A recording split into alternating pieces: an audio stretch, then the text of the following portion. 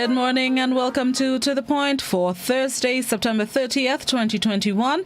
Thank you to those of you joining us on the GBN Grenada Broadcasting Network's Facebook page, the Grenada Broadcasting Network's YouTube channel, the website www.gbn.gd, GBN TV channel 7, 11 and 20. Good morning to the listeners of Classic 105.5, 105.9, as well as Hot 98.5, 98.7, and all the folks joining us on Party Grenada and Go to Fet Facebook pages. Always a pleasure to have you. Joining me virtually this morning is economist and observer.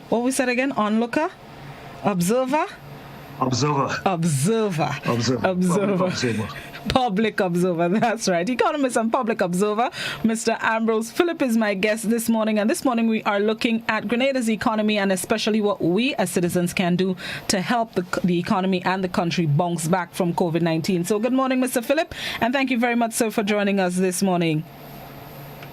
Good morning to all, and thank you for the invitation. Happy to have you. So, Mr. Philip, it's almost 2 years now that the world has been going through this global health pandemic, COVID-19, and a lot has been said about the hit that global economies have taken over the past almost 2 years. But what I want to look at is moving forward. We all know the effects that it has had on our economy, but I want to look at what we can do moving forward. Let's look to the future. So let's start there. What can members of the public, the ordinary citizens, we're talking outside of government and administrations, what can we do moving forward? Okay, I am very glad that you have used that term "we," because I think that in too much of the public commentary I have seen on this matter so far, everybody seems to be looking to government to do everything. And unfortunately, in respect to the government, I believe that we are facing a situation where practically the emperor seems to have no clothes, but nobody is telling the emperor that he has no clothes. We need to be objective. In terms of the public, what can the public do? I think that there are three things that the public needs to focus on.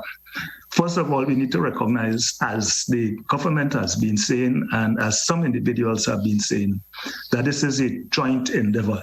It is truly a case of we. And we cannot expect the government to continue taking the lead unless we as individuals step up to the plate and play our part. What is playing our part? Playing our part includes observing the protocols, the sanitizing, the social distancing, the question of non-congregating. And if you have been following the press briefings from the Ministry of Health, the question of people looking for earlier interventions. One of the comments coming out of one of the press conferences last week was that people were going to the hospital too late. Of course, countering that, you have had a number of people who have complained that they have called hotlines, they have called telephone numbers, and there have been no responses. We also face with a situation where it is a costly exercise seeking medical attention, whether you're going to the village doctor or you're going to a doctor somewhere else or you're going to the hospital. But it is probably also correct to say that people have been taking too long, especially men, because men have a kind of a bravado thing about them, they're strong, this and that, and this is a case where babash and rum is not going to give you no immunity. We have to recognize that if we have symptoms that we are not accustomed to having, and that those symptoms coincide with what the medical people have been telling us, that we need to seek early interventions, whether it is in the medical station or with your medical practitioner or your district medical officer. I think that this is one of the responsibilities as individuals at the village and community level must take to ensure we get a handle on this business. The second thing is, or the third thing, the question of observing the protocols, the question of early intervention or seeking early medical help. And thirdly, I listened to an opposition spokesman, I think about a week ago, making a statement on the state of affairs. But I don't see people coming forward with objectively concrete ideas and actions that could be put forward. Let us take, for example, let's take the two principal administrations. I'm not counting the third and most recent entry into the political field, TGM. I'm not counting them as yet because I really don't know what reach or what base they have. But both the NNP and the NDC have a proven track record of canvassing votes. Now we are losing lives, but we not see them canvassing. The NNP has a machinery that practically reaches every village. Do the NNP operatives who are employed in constituency offices, who are engaged by the party to reach into the villages, do they have a mandate to tell people, go and test, or to encourage people, go and test, or encourage them to get vaccine? Does the NDC party machinery have a program or a direction to their operatives on the ground, if they have anybody, because I don't see any of them, to encourage people to go out there and test and or get vaccinated? In other words, the political mechanism that we put in place for elections, right, for getting the highest office in the land, we seem to ignore it when it comes to the matter of saving lives. Have you been looking at the death announcements? I've been telling a friend of mine for more than 2 months now that the proportion of septuagenarians, octogenarians, and nonagenarians, i.e. people 70s, 80s, and 90s, have been higher in the death announcement, and it is the highest I have seen since the week or two following Ivan back in 2004. Following Ivan in 2004, old people dropped down like flies. It's the same thing that we have happening now. And worst of all, we don't seem to have anybody prepared to take responsibility. We are a religious institution where practically the whole institution was infected. 11 out of 13 inmates were infected with the virus. The entire staff was infected with the virus. Who is responsible for the protocols in these things? Left to me alone, the head of that particular institution, I'll have charged him with murder. That's what it is tantamount to. If you fail to put in place the proper protocols, you are in fact committing murder. And in fact, our own government needs to be careful about that. I don't know if they want to end up as one of the doctors of death. I think that the record is probably 250 by some Dr. Shipman or somebody in England or somewhere. Do we want to join that list? The last bulletin, bulletin or update I saw, had 139 deaths lost up. And not only that, out of the 139 deaths, practically 35 or 36 of them have occurred over the last 3 days. We have been running, in fact, at one point in time at a rate of between 15 and 18 a day. Who takes responsibility for that? Are we going to hear at the end of this period, or when we finally are able to come up for a breath of water, are we going to hear that there's going to be a commission of inquiry into this situation? Somebody must be responsible. You're hearing cases of test strips running out and people can't get tested. Who is responsible for that? Why hasn't the Minister of Health resigned, especially after he breached the protocols with his film star friends and glibly came and told us he could pay the fine? When you come with that kind of position, what do you expect the ordinary person to do?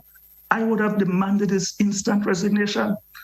And that is part of being accountable and taking responsibility for our actions.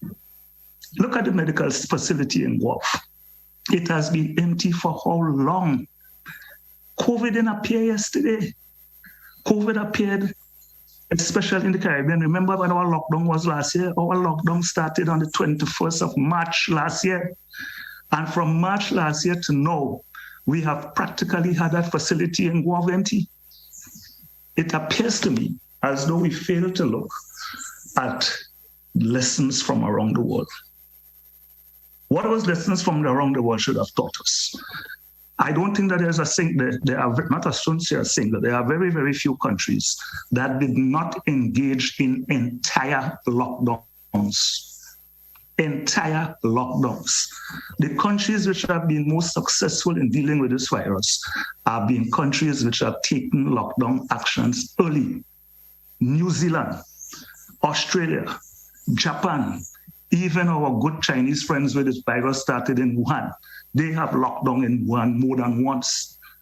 We are apparently afraid to lock down here. We're locking down for 2 days, and then we're reopening for 5 more days. What is happening on a Monday morning when between 8 and 10,000 people are coming out of lockdown and going on the public transport? The Bus Association took a jump on the government by, in fact, shutting down or trying to shut down some of their services because the government practically ignored that. But those buses are not like the old-time buses, Western Pride and Old Faithful and stuff like that. Those buses are practically, as one of my medical friends described, are practically Petri dishes. You go into one of those buses, they are air-conditioned, the glasses are closed, and in fact, you are promoting or festering the virus inside of those buses. If you are coming to see me and you tell me that you travel with public transport, stay in the road. I ain't coming out and talk to you. Because we seem to have recognized, failed to recognize that the virus isn't spread only by what happened around Carnival. And what happened around Carnival, by the way, was twofold. Right? The government blaming Jab and Jab and other people blaming the government. It was a two-way thing. There were selective approvals for some kinds of activity, and other people jump up and did their own thing in the name of Jab is a right. It is a right. It is a right road to die, and this is what we have seen. But I agree that we can't go back and allocate blame. It makes no sense at this point in time. We need to take it from where we are and move forward. And how do we move forward? There has to be a multipartite approach to going forward. I remember in March, April last year, I happened to have been in Trinidad. I was recuperating from a medical operation, and I happened to be a guest of someone with Grenadian connections. In fact, the individual was a senior official in the Ministry of Health in Trinidad.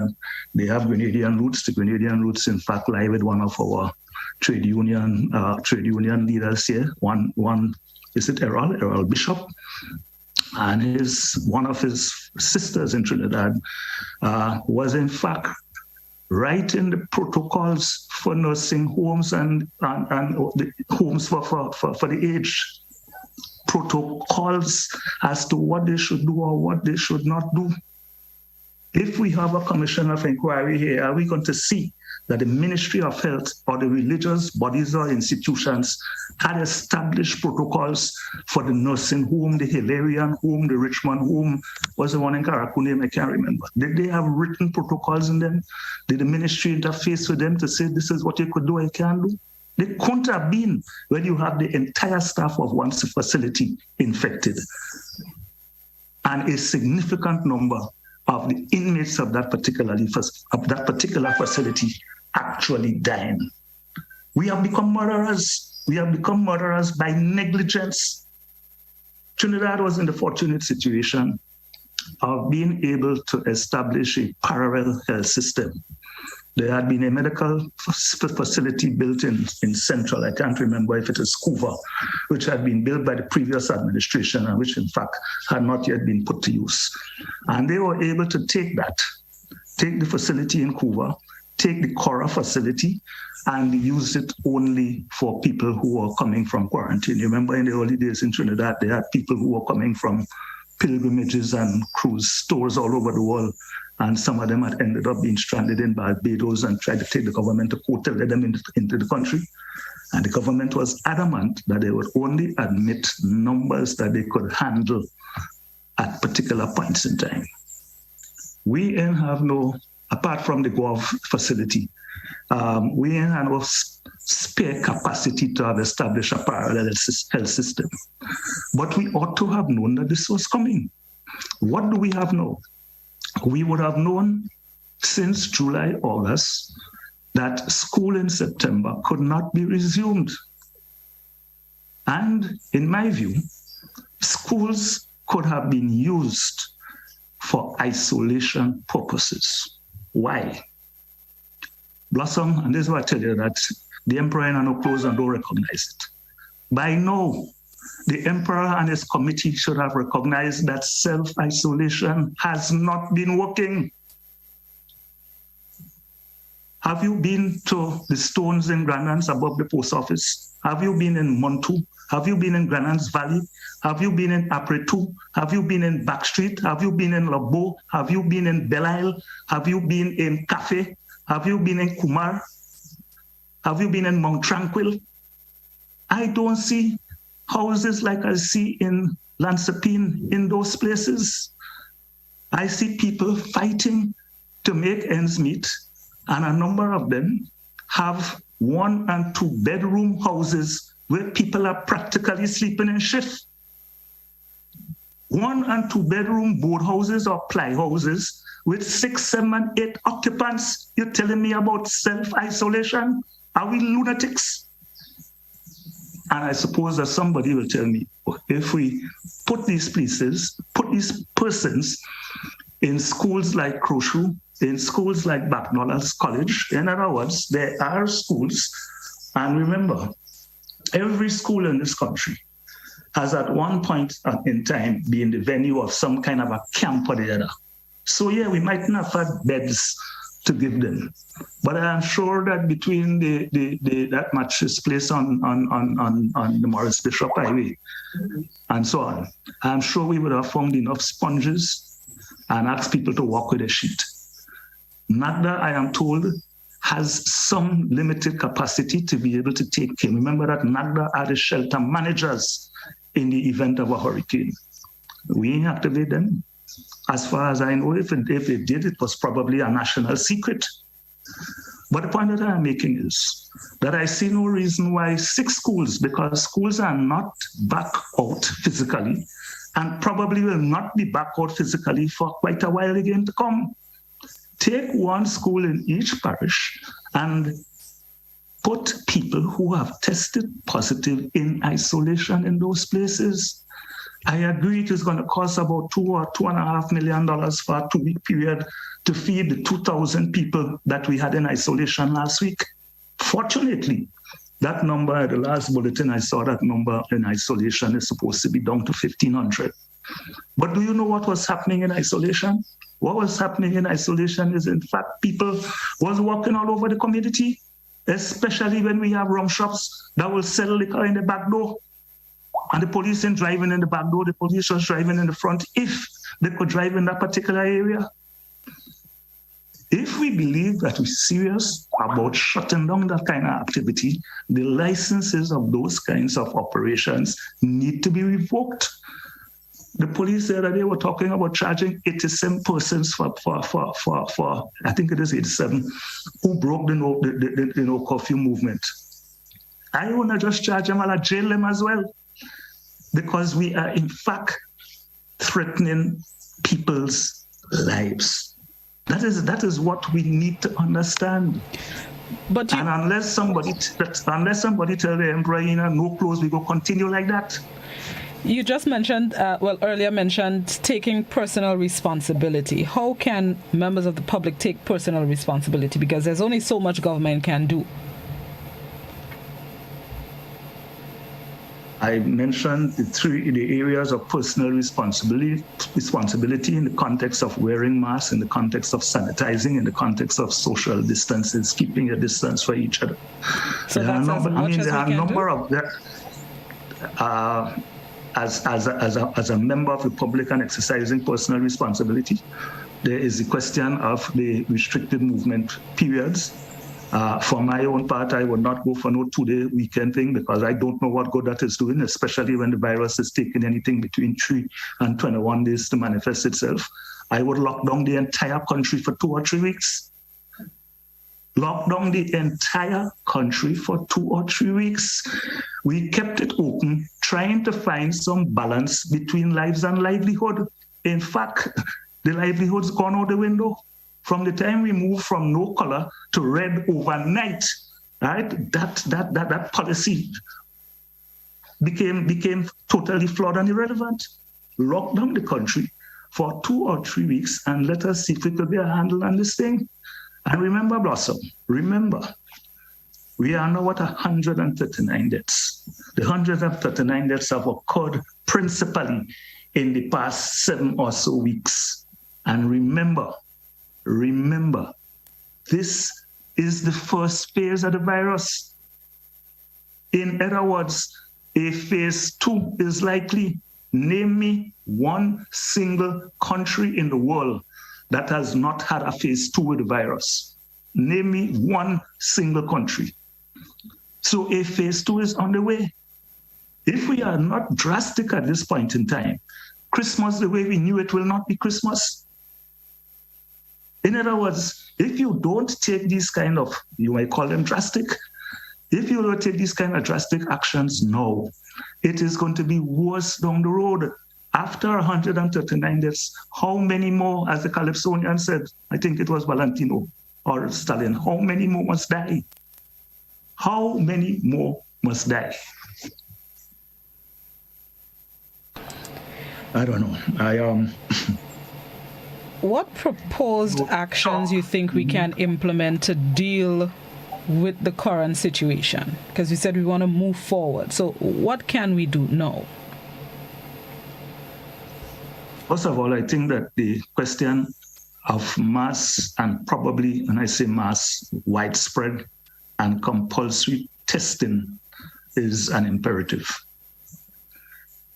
From the compulsory testing, if you have tested positive, you should not be allowed to go back home.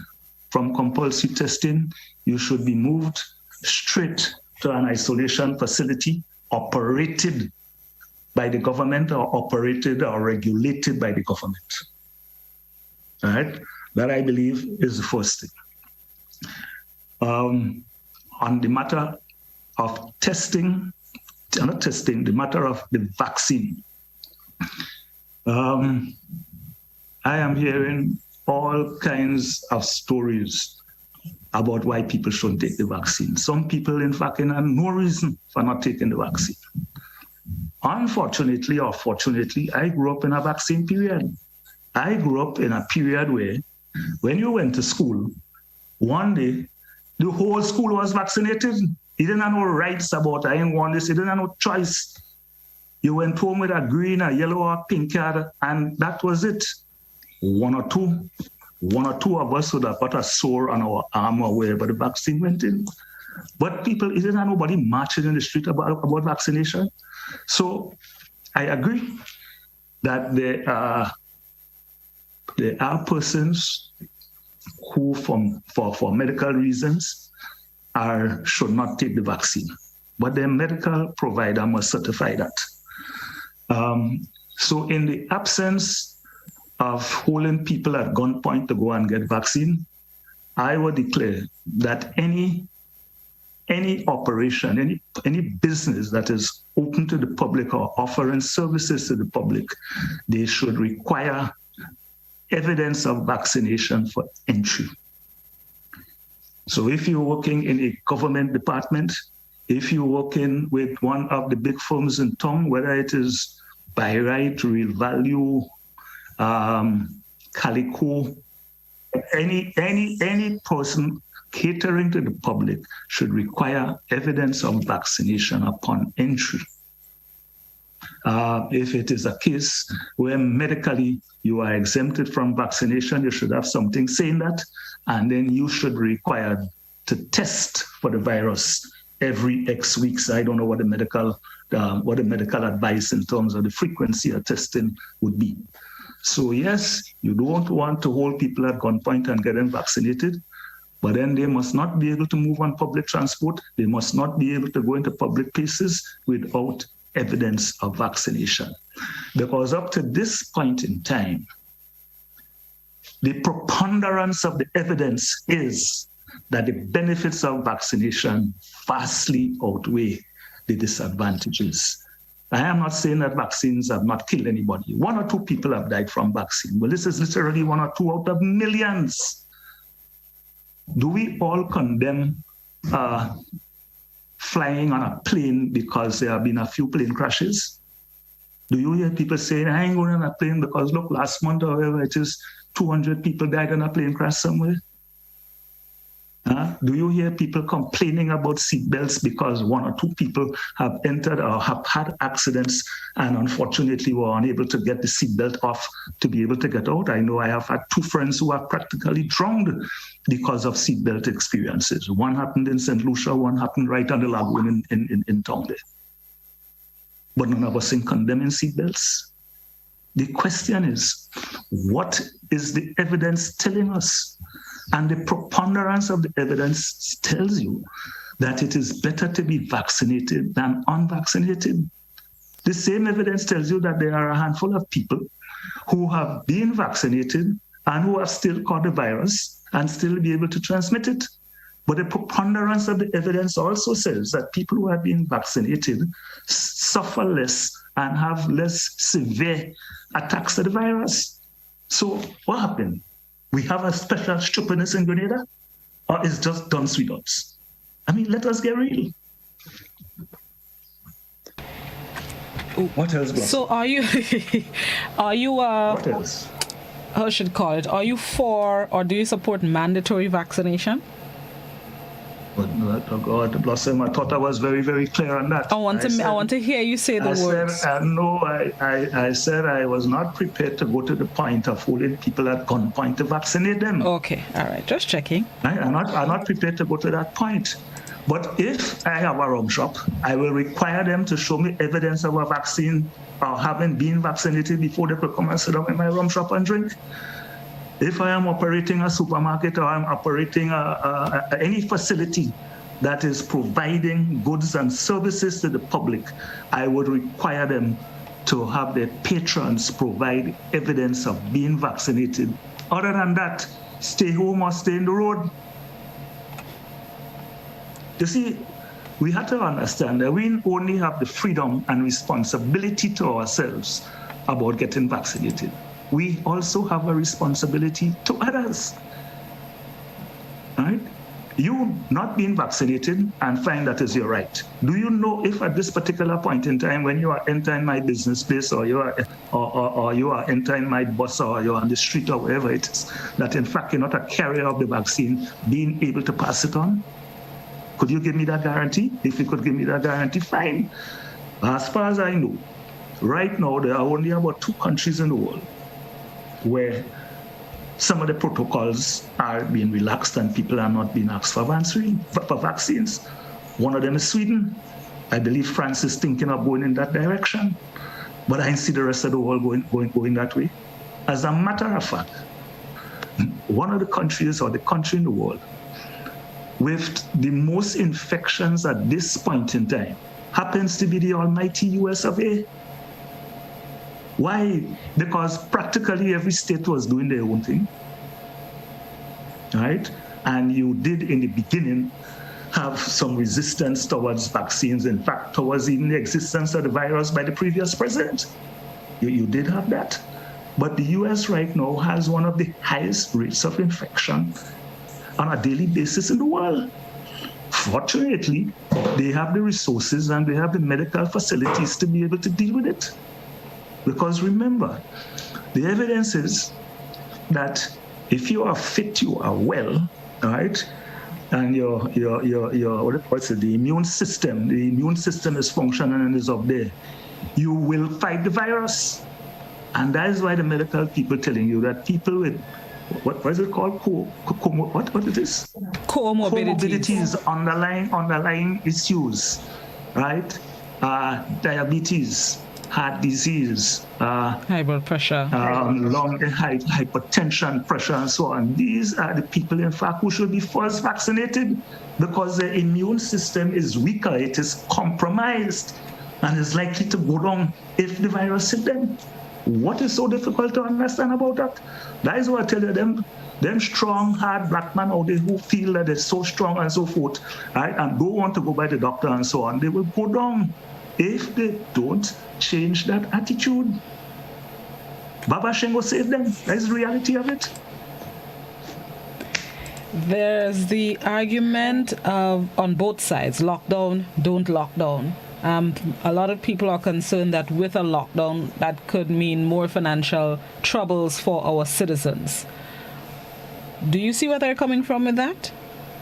Yeah, I see where you're coming from with that. But why did we resist lockdown before? We resisted lockdown before because we saw a glimmer of hope in the hotel sector and in the SGU-dominated South. And we catered for that. I don't want to use the word compromise, but we bend it to that. Look at the price. So again, Blossom, I ask you the question, how many more must die? The strategy of trying to save livelihoods, especially in the hotel and entertainment and tourist sector, has failed. It has failed. I don't know, having got onto the red list, I don't know when we're coming off. So let me concentrate on saving people's life. Eventually, we will get back to addressing the matter of livelihoods.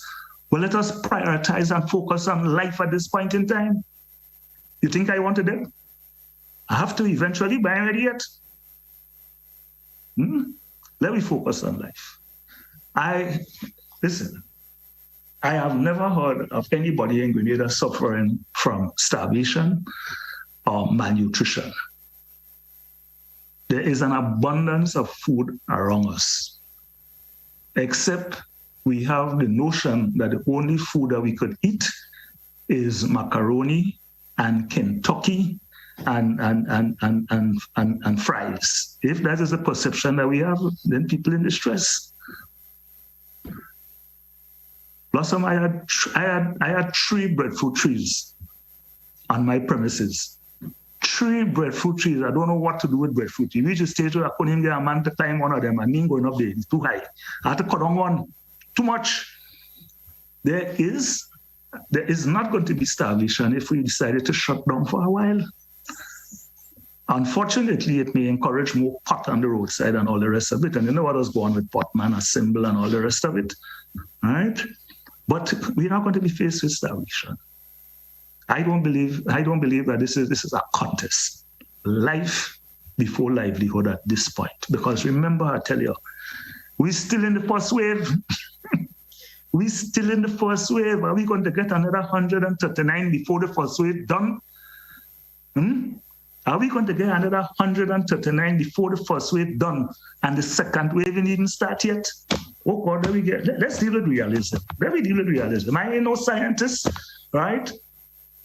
And I ain't throwing down no mathematics and statistics for you. Let's deal with what is in front of us.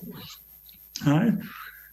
If we're going to go into a 2-3 week lockdown, we do a concerted effort to make sure everybody is tested.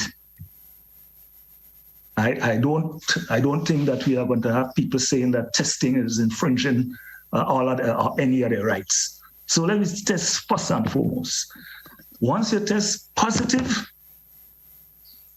isolation at the government's expense in some makeshift thing. We take a school, whether it's St. David's Secondary, Crowshoe RC, McDonald College, what the one in Grenville name, one of the 2 of them in Grenville. Huh? One per parish. That way you should get a load probably between 300 and 400 per parish. No more than that. In fact, if the numbers now are 1,500, divide 1,500 by 6, because I didn't conquer Arakuinis. Right? Your last bulletin board said you had 1,500 or just under 1,600 who was supposed to be in isolation. So divide that by 6 parishes. It's 300 per parish, more or less. All right. I am sure that we will find community groups and organizations that will come forward to assist the government in feeding them people. And I tell you that my estimate for meals for them for a 14-day period is approximately $2.5 million.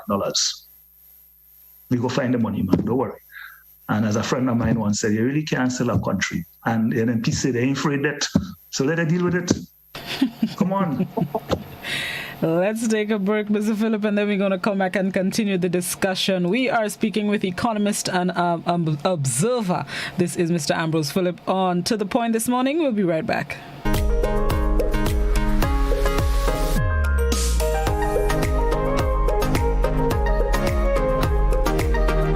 Let's get tough on breed larceny.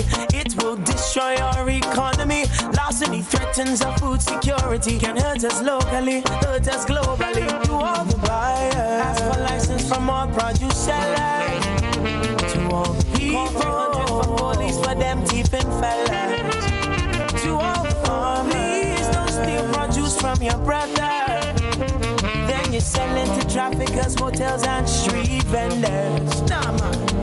Let's do all we can to stop breed larceny. New vigilance, new laws, and a tough judiciary. Stop Grenada's organized business crime. It's time. To report breed larceny, call 300. This is a message from the Ministry of Health. If you or a family member suspect that you may have contracted COVID-19 and are displaying symptoms, please immediately self-isolate at home. This means that you must also avoid all contact with other members of your household. Do not visit hospitals or health centers, as this creates the potential for further spread of the virus, and it puts additional persons at risk when you come into contact with them. Your best course of action is to call the COVID-19 hotline at 458-4787 or 538-4787, or contact your nearest health center or medical station. Once your information has been received, health officials will come to you. Help prevent the spread of COVID-19.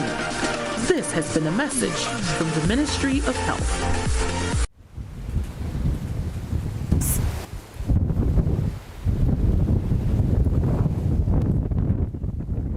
There's no better way to start your day than with me on Good Morning Grenada. Good Morning Grenada is your one-stop shop. We have information, education, entertainment, your bi-weekly traffic cam, and we link up with the sister isles of Carriacou and PT Martinique. Join me every 6:35 on weekdays for Good Morning Grenada. It's your daily dose of all things Grenadian, mixed with just a little bit of crazy. Good morning, good morning.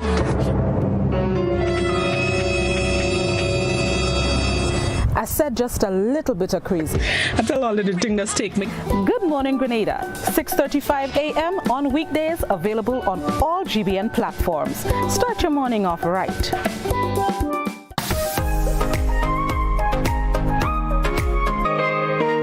Welcome back to The Point. We're speaking with economist Mr. Ambrose Philip this morning. Let us facilitate questions and comments from members of the public. The phones have been ringing for a little while. But before we do that, Sure.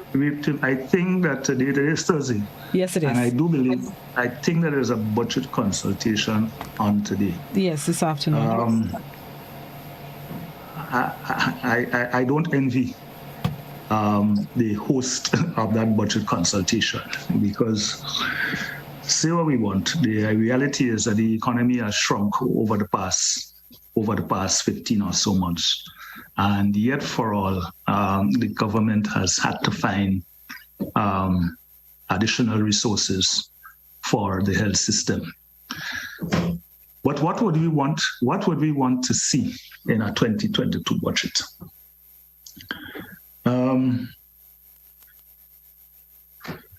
The government has to find ways of, one, giving people hope, two, injecting cash into the economy. in addition to which, the economy itself, or the people need to recognize that wealth is only created by producing. Wealth is only created by producing.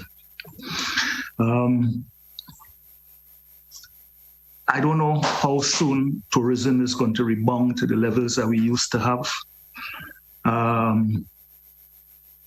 But we have to look at boosting the productive areas. So one of these areas, I believe, has to do with cottage industries. Why I go for cottage industries? Because in cottage industries, whether we are talking about taking sea cucumbers or sea fans and making ornaments out of it, or whether we're talking about making guava cheese or making tambran ball or making fudge or whatever it is, one of the issues about cottage industries is that the product may be exportable. Trinidad still has 1 million people, right? And there are things in Trinidad, for example, that you cannot get. Even in the case of agriculture, have we capitalized on the disaster that hit St. Vincent? St. Vincent, over the last 10 or 15 years, had become the major supplier to Trinidad with respect to ground provision. Have we capitalized on that given the difficulties that St. Vincent had experienced with the volcano? I don't know that we have capitalized on that. And I believe that efforts like that can be encouraged, which would put activity and money into the hands of the ordinary people. If I am not mistaken, I believe that the government still has a small number, it's probably less than 12 at this point in time, government estates that are significantly under bush. They're under bush. And I am not talking about the traditional tree crops. I'm not talking about cocoa and nutmeg and planting of those things, because you have to wait 4 or 5 years before you see the light of day from those things. But what is it that the government can do with respect to these large land holdings that it has under its control? Breaking them up into 5-acre lots and farming them out to individuals does not seem to have worked. We had an allocation of $14 million for, for the bushing and all the rest of it the other day. We know all the problems about the bushing. The bushes grow back. And sometimes it just grow back with a real speed. You wonder if it fertilize it rather than cut it. Maybe if we had diverted or put some of that, what we use for the bushing, and get communities or encourage communities to take care of their own areas, cutting overhang outside of your premises and all the rest of it. Maybe we could have diverted some of that 14 million or money which would have been earmarked for that to resuscitating at least one of these estates in each parish. It could easily absorb 150, 200 people, and we see the benefits somewhere down the road. I ain't saying that all of them must go and produce tomato or cabbage that in 90 days you can't sell it, no way. I ain't saying that. But moving away from that 14 million expenditure on the road that you have to repeat 6 weeks later or 2 months later, to me, something is wrong with that. So there's the question of the cottage industries. There is the question of boosting agricultural production. And we also would need to look at some kind of training. If you can't employ people, it is better you train or retrain them. In that regard, the Imani program and the follow-up to the Imani program has been an attempt to do that.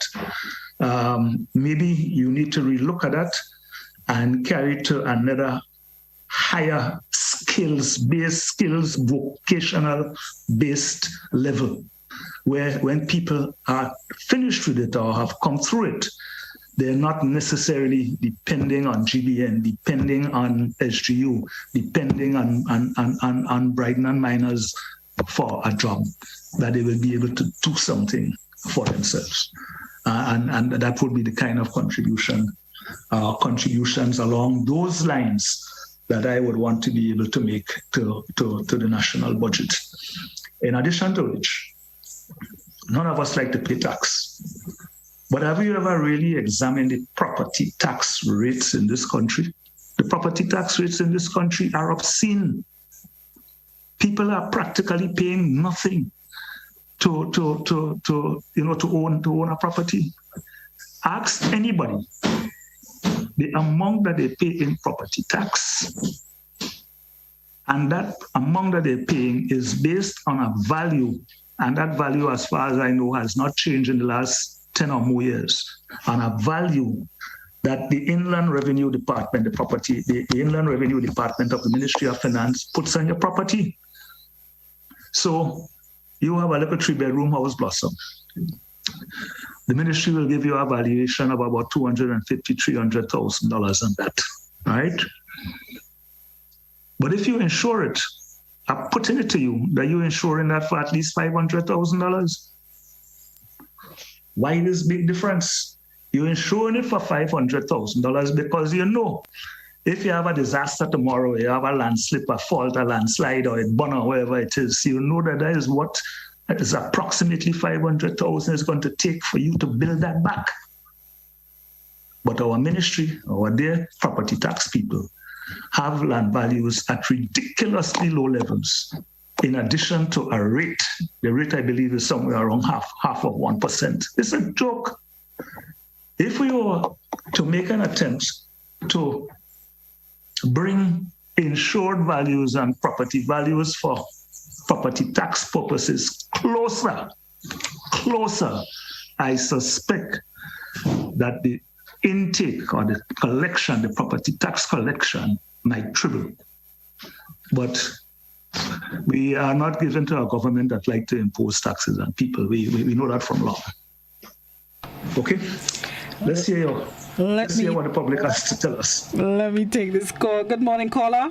Good morning, Blossom. I'm sorry for having you on hold so long. Go right ahead. Yes, I certainly concur with Mr. Philip, especially with the things he said about allocation of the sick people in different parishes. I, in my stupidity, had came to that conclusion a long time ago, and exactly what he says.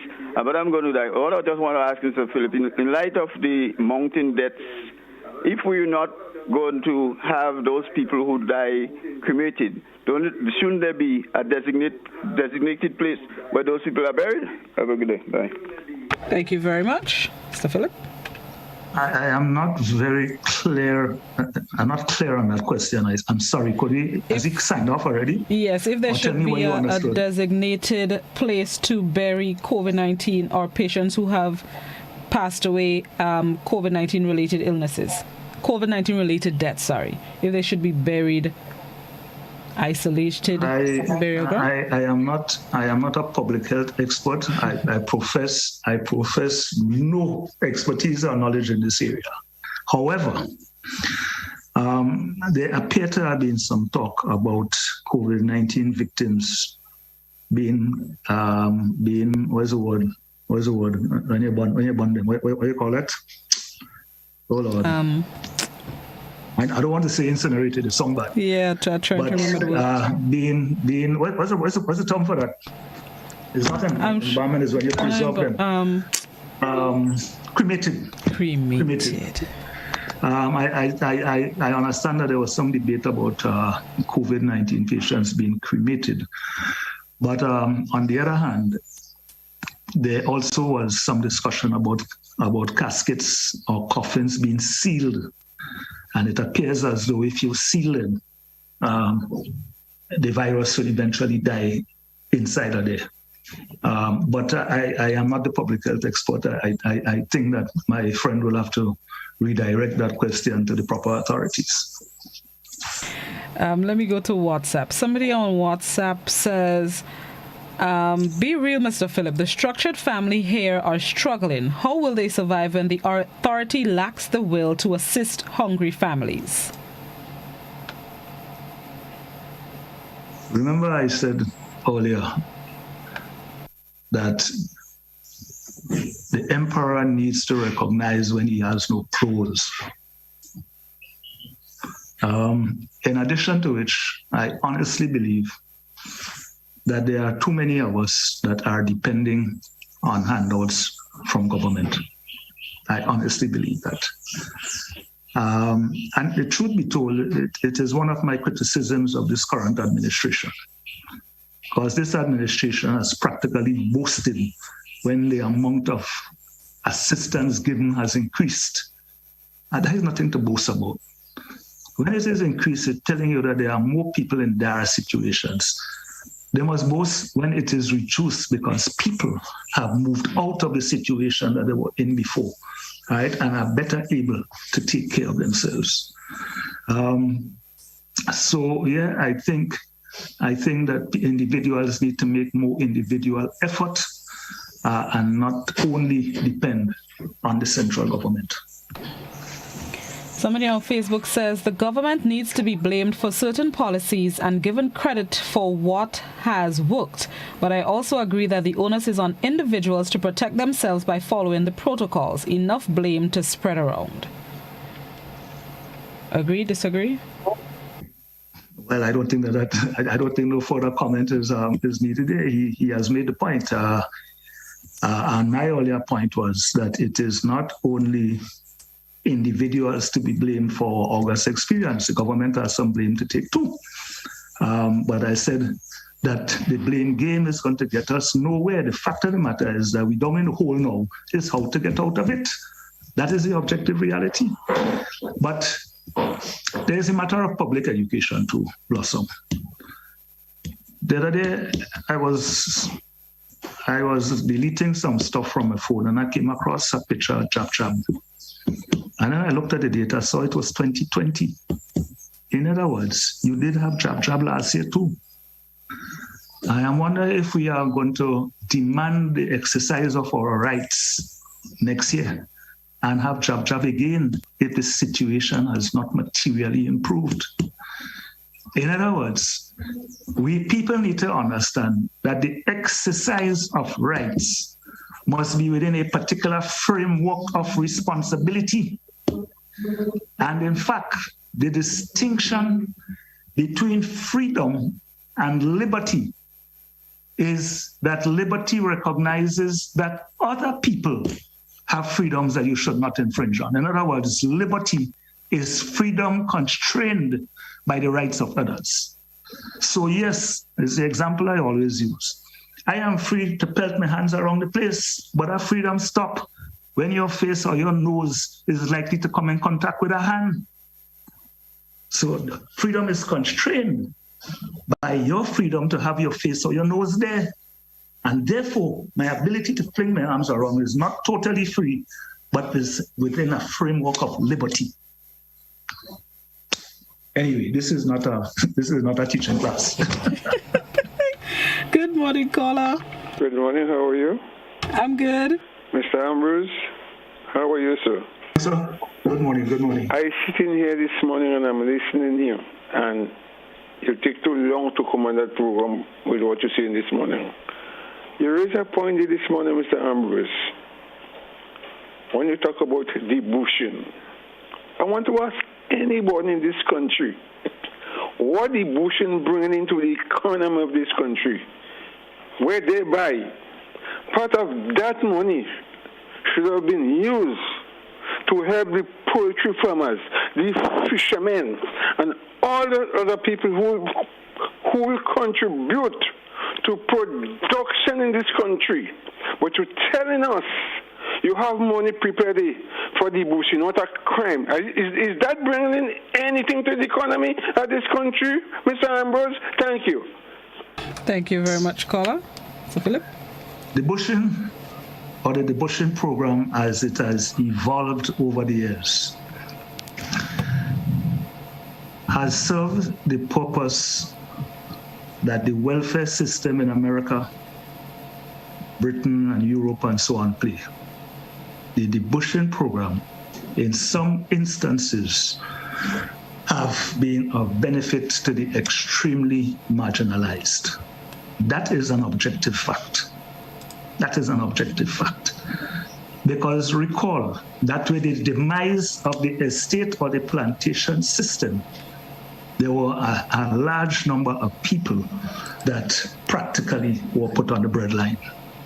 And in that regard, I would tell you that the debushing program has helped quite a significant number of people who would have been otherwise marginalized. I ain't tell you every one of them, because I see people debushing with the latest jeans and shades and cell phones that I can afford. So I ain't tell you it works so for every case. But the debushing has also had some negatives. Some of the negatives you yourself pointed it out, caller. And to me, one of the worst aspects of it has been the impact on productivity. The impact on productivity. If you could debush or go to work with a debushing gang for 6:30, 7 o'clock, right? You'd all talk and have breakfast for an hour before you tell two stroke, and then you're leaving at 9 o'clock. Then genuine farmers who need to engage labor to assist them with their cultivations or with their farms cannot afford to do it. And that is something I have personally experienced. All right? People want $50, $60 a day to come and do less than they've been doing on the road. And what they're doing on the road is a disgrace in a lot of instances. And if you travel around this country, you will see where there are serious people in the debushing ground and where there are not serious people. But that is the nature of people. Hence the reason for performance measurement, hence the reason for supervision. If you want to understand the nature of quality of work, drive to different parts of this country where we establish concrete roads. In some areas, the concrete roads gone through because of poor workmanship. In other areas, the concrete road look as though they will last another 30 or 40 years. So it's a question of productivity, the question of supervision. Okay, my brother.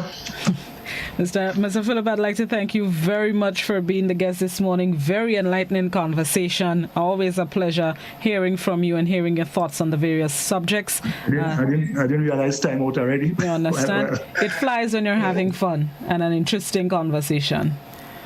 But I'd like to thank you.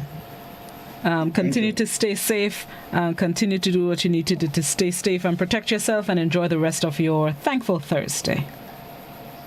Blossom, I have had two omissions. First of all, I don't think that the public could say this often enough, but we have to say thanks to all the assistance that we have got from Cuba to Mexico, from the diaspora. Right? They must know that the Grenadian people are genuinely appreciative of their efforts. And finally, I am sure that by now, many of us, I ain't saying all of us yet, but many of us would have known some soldier who has gone down over the last month or 6 weeks. And our empathies, sympathies, and prayers must go out to them and their families, and trust that those who have fallen have not fallen in vain. It would serve as a beacon to the rest of us not to allow others to fall like that. Thank you. Amen, and I endorse that. Thank you very much, Mr. Philip. Enjoy the rest of your day. Thank you. See you. Bye-bye. All right. Mr. Ambrose Philip sharing his thoughts on the current situation. We thank him very much for being our guest this morning. And thank you, viewers and listeners, for tuning in To The Point. This is where I end my time today. Joseph is up next with Mid-Morning Buzz here on Classic. And over in Hot 98, Graphic Songs takes over. For those of you on those of you on Classic, at 1 p.m., the Ministry of Health will be facilitating a news conference with Dr. Donald, as well as two other officials I can't remember off the top of my head, but that will be at 1 p.m. We'll be carrying it on our visual platforms and most likely here on Classic. Enjoy the rest of your Thankful Thursday. Be safe. Observe the protocols. Bye-bye.